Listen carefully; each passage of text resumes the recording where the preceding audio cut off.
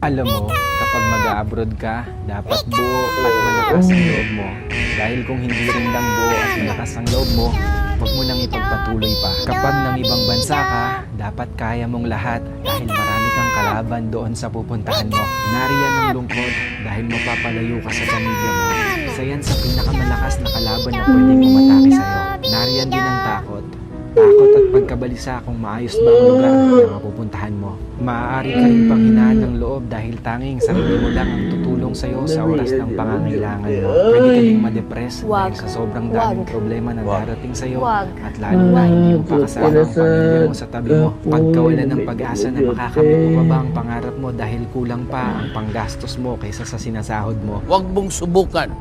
Masisira ang buhay mo. Duty na lang.